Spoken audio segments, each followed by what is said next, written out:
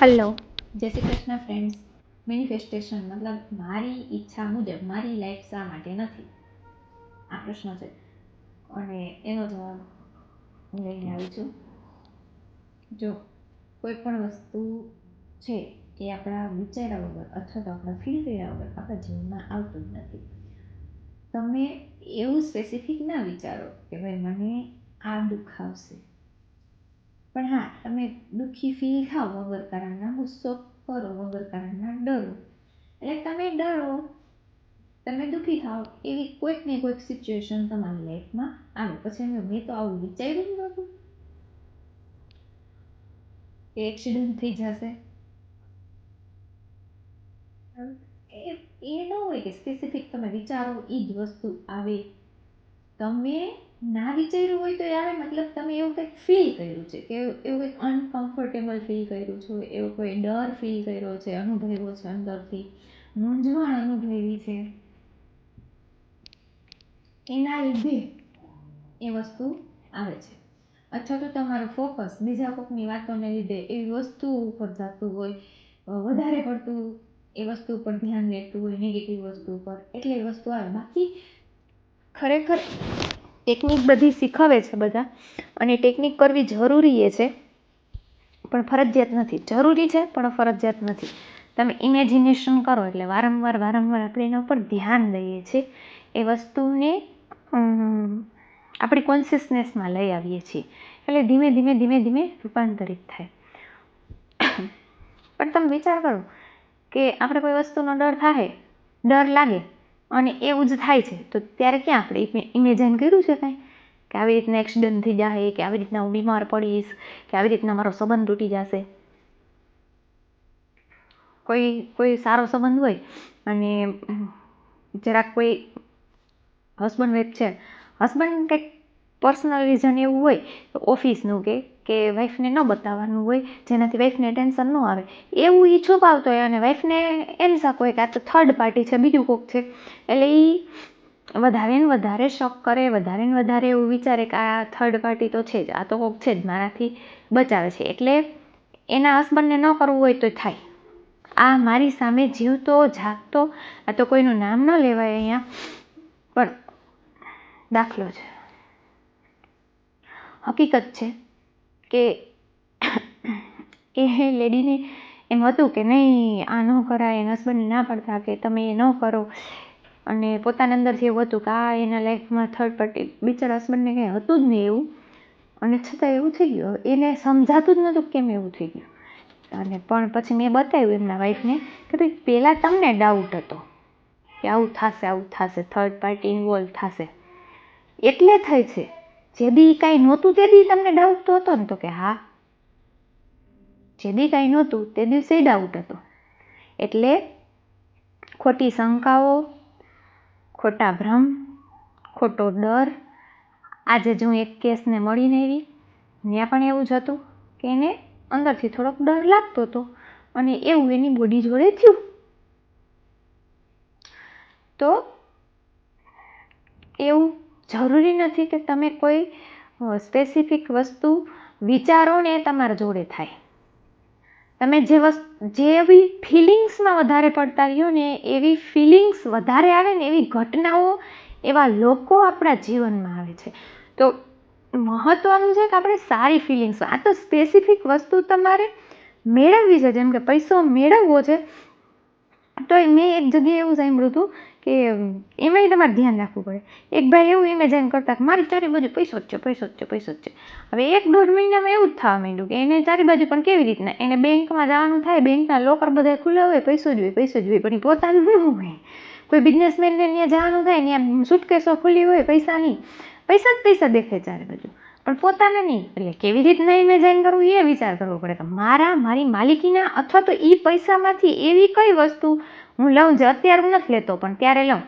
જેમ કે કોઈ 25-50 લાખની કાર ઉતારતા હોય તો એટલા પૈસાદાર થાવ તો ઉતારો ને, તો તમે એ કારને ઇમેજિન કરવી પડે. ભાઈ હવે હું એટલો પૈસો કમાઉં છું તો હું આ કાર લઉં છું 50 લાખની. એટલે એ પણ શીખવું પડે કે આપણે શું ઇમેજિન કરવું, કેવી રીતના ઇમેજિન કરવું અને ફીલ કરવું.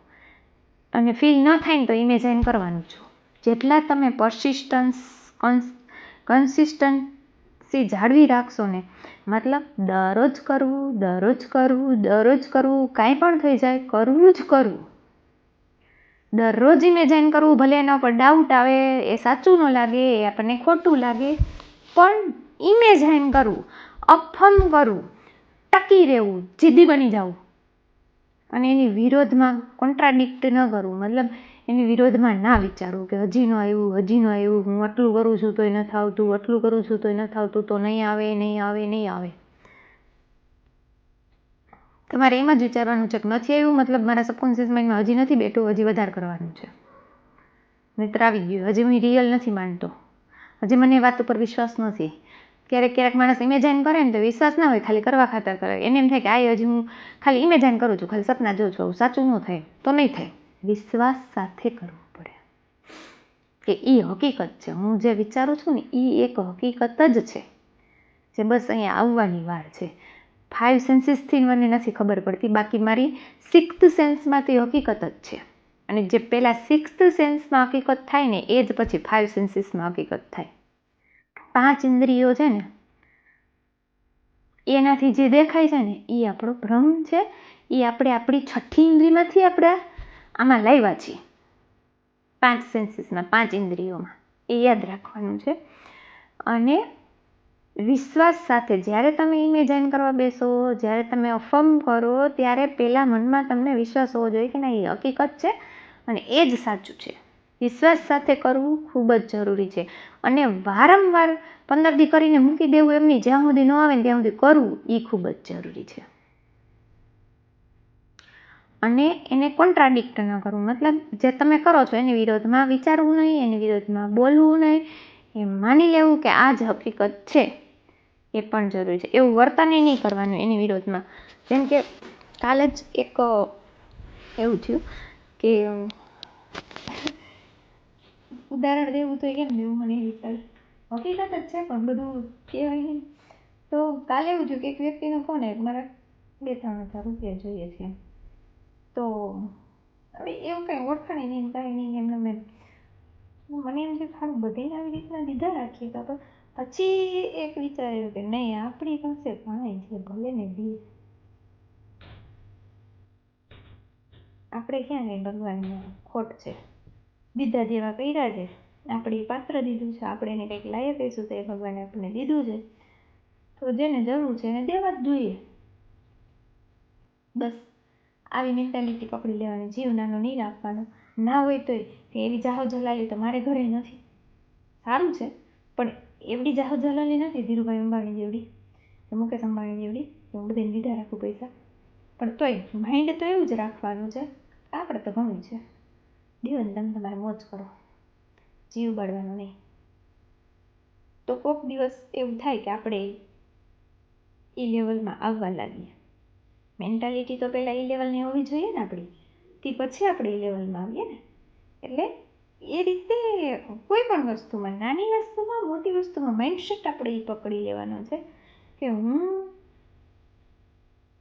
નોકરિયાત હું તો હું કેવી રીતના જીવન જીવું, અને આ વસ્તુ લેવી હોય તો મારું મન ત્યારે શું વિચારે. અત્યારે મારે નોકરી નથી, મારો પગાર નથી, અત્યારે શું વિચારે કે આપણાથી ન પહોંચાય એવું આપણે ન લઈ શકીએ. પણ જો હું નોકરી કરતો હોઉં, મારો મહિને 50-60 હજાર પગાર હોય, તો હું એ વસ્તુ વિશે શું વિચારું, હાલ લઈ લો, બરાબર ને, તરત લઈ લઈએ આપણે. તો હું એમ નથી કહેતી કે અત્યારે તમારી પાસે પૈસા નથી ને તમે લઈ લો, પણ આપણે ન લઈ શકીએ એ પણ વિચારવાનું નથી. ત્યારે એમ વિચારવાનું છે કે ના, હું આ ખૂબ નજીકના ભવિષ્યમાં લઈશ, આ મારું જ છે, આ હું લેવાની જ છું. આ રીતે વિચારવાનું છે. ત્યારે એ વસ્તુ ધીમે ધીમે તમારા જીવનમાં આવે. જેટલી તમે એવા બનશો ને, તમારી મેન્ટાલિટી એવી બનવા લાગશે, તમે પોતે એવા બની જશો નોકરિયાત મનથી, ત્યારે તમને નોકરી આવશે. તમે તમારા મનથી પતલા બની ગયા તો તમારું શરીર આપોઆપ લૂઝ કરશે વેટ. એ રસ્તા મળશે જેથી તમે તમારો વેટ લૂઝ કરી શકો. એ તમારું બોડી તમારી પાસે એ કામ કરાવશે, એ એક્સરસાઇઝ કરાવશે, એ ડાયટિંગ કરાવશે, જે કરવાનું જે જરૂરી હશે બધું કરાવશે. પણ પહેલાં તમારી મનની અંદર તમે પતલા છો એ મહત્ત્વનું છે. તમારો સંબંધ તમારા મનમાં ખૂબ સારો છે, અત્યારે ભલે ગમે એ દેખાતું, પણ મારા હસબન્ડ કે મારી વાઈફ કે મારા સાસુ કે ભાઈ કે બેન કે બોસ કે જે છે ખૂબ સારા છે, બેસ્ટ વ્યક્તિ છે, એના જેવું લાઈફમાં કોઈ હોય જ ન શકે. એ મારું સારું જ ઈચ્છે છે, એ માને ખૂબ જ માન આપે છે, મને ખૂબ જ પ્રેમ કરે છે, મારા દરેક વાત માને છે. આ તમારી અંદર પહેલાં આવી જવું છું, એટલે સામેવાળું માણસ આપોઆપ, કારણ કે બધું તમે જ એને સ્ક્રિપ્ટ દીધી છે બોલવાની, એ રીતે એ બોલે છે. અત્યારે તમારા જીવનમાં તમે જ કરતા ધરતા છો. દરેક વ્યક્તિને તમે જન્મ, એવરીબડી સ્ટફ, દરેક વ્યક્તિને તમે જન્મ આપ્યો છે. તમારી જીવનની દરેક ફેસિલિટી તમારે લીધે છે, તમારા વિચારોને લીધે છે, અને તકલીફ છે તો એ તમારા વિચારોને લીધે જ છે. અને હા, આજે નહીં કે પહેલેથી મને ઘણા બધા લોકો એવી રીતના કીધું છે. આજે હું તમને કહું છું કે દરરોજ દિવસમાં 4-5 વિડીયો મારા કે આના જેવા બીજા તમે સાંભળો, જુઓ, પછી એની અસર જુઓ. ખાલી 15 દિવસ તમે ટ્રાય કરો કે દિવસમાં મારે બીજું કાંઈ નથી કરવું, જ્યારે ટાઈમ મળે ત્યારે કોઈ પણ કામ કરતાં કે ગમે ત્યારે મેળ પડે એમ 4-5 વિડીયો આવા સાંભળવાના, law of assumption, law of અટ્રેક્શનને લગતા. મારા ઓળખીતામાં હમણાં જ એક ફોન આવ્યો હતો કે ખરેખર બહુ વધારે ફેર પડે છે એમ, ખાલી સાંભળવાથી. કોઈ કરતાય નથી, ખાલી સાંભળે છે, મારા જ વિડીયો સાંભળે છે, કારણ કે એ એટલા બધા ભણેલા કે એવું કંઈક છે નહીં, એટલે એમને બીજો કોઈ રસ્તોય નથી. એમને બીજી વ્યક્તિએ કીધું કે ભાઈ બેનના વિડીયો સાંભળો, તમને મજા આવશે, તમને સમજાશે કે જીવનમાં કેમ આવી તકલીફો આવે છે અને એને આપણે દૂર કરી શકીએ. અને એમણે મને ફોન કરી સ્પેશિયલ કીધું કે 15 દિવસમાં બહુ વધારે ચેન્જીસ આવ્યા એમ, જે કોઈ દિવસ નહોતા જોયા ને એવા ચેન્જીસ 15 દિવસમાં ખાલી વિડીયો સાંભળવાથી આવ્યા. કારણ કે મેન્ટાલિટી શિફ્ટ થવા લાગે, તમારા વિચારો બદલવા લાગે, તમને સમજાવવા લાગે કે અચ્છા હકીકત તો એ જ છે કે હું વિચારું છું. તમને એ હકીકત તમારી સામે, તમારું શું કહેવાય, જે અહમ છે ને એ ઓગળીને, ઈગો છે ને એ આપણને નથી કરવા દેતો કાંઈ. આપણું અહમ છે એ સ્વીકારતો જ નથી કે મારા લીધે છે. પણ જ્યારે તમે વિડીયો બધું સાંભળવાનું ચાલુ કરો ને, એટલે અહમ એક બાજુ હોય છે, એને ખબર પડવા માંડે, તમને ખબર પડવા માંડે કે ના, હું જ કારણ છું જે મારી જિંદગીમાં છે ને બધે. અને ધીમે ધીમે તમે નિર્ણયો લેવા લાગો કે ના, હવે મારે આ રીતે સુધારો. વિડીયો સાંભળો, બીજાને શેર કરો, જે લોકો તમને એવા લાગતા હોય ને દરેક વ્યક્તિને શેર કરો. અને મને એ વાતનો તો વિશ્વાસ છે જ કે તમને મારો વિડીયો ખૂબ જ પસંદ આવ્યો હશે. અને યાદ રાખો કે તમે જ કરતા ધરતા છો. You are the creator, you are the God of your reality. તમારા લીધે જ થશે જે થશે. તમે જે માનો છો, તમે જે વિચારો છો, તમે જે ધારી લીધું એ જ સાચું, બીજું કાંઈ નહીં. અને ડોન્ટ બી જસ્ટ લિસનર, ખાલી સાંભળનારા ન બનો, બી અ ડુઅરર, કરનારા બનો. અને વિશ્વાસથી કરો, જે કરો એ વિશ્વાસથી કરો. જાજો સમય નહીં લાગે, જલ્દી મેનિફેસ્ટ થશે, પણ વિશ્વાસ નથી ને ત્યાં તકલીફ છે. ફીલ કરતા શીખો, આનંદ, નાની નાની વસ્તુમાં આનંદને શોધો. જેટલું તમે ખુશ રહેતા શીખશો ને એટલું ઝડપથી તમારી ઈચ્છાઓ પૂરી થશે. પણ આપણે, મેં કીધું ને પહેલાં જ કે નેચરલી ડરને ફીલ કરીએ છીએ ને, ડર એ એવું થઈ જાય છે. દુઃખને ફીલ કરીએ છીએ ને એવું આપણા જીવનમાં થાય છે. ગુસ્સો ફીલ કરીએ છીએ ને એ બધું આવે છે. બસ એટલું નેચરલી સહજતાથી જ આપણા જીવનમાં આવે, પણ આપણે માની જ નથી શકતા કે આ વસ્તુ મારા જીવનમાં આવશે. અહીંયા તકલીફ છે. જે જોઈએ છે એ મને મળશે એમ આપણે માની જ નથી શકતા, એના વિરુદ્ધમાં જ બધું વિચારીએ છીએ, એટલે તકલીફ છે. તો એ કરતાં શીખો. અને મને વિશ્વાસ છે તમને મારો વિડીયો પસંદ આવ્યો હશે. પસંદ આવ્યો હોય તો લાઈક કરો, શેર કરો, સબસ્ક્રાઈબ કરો, કોમેન્ટ જરૂર કરો, જે કંઈ પણ પ્રશ્ન હોય એની. અને તમને યોગ્ય લાગે એ વ્યક્તિ જોડે શેર કરો. Thank you.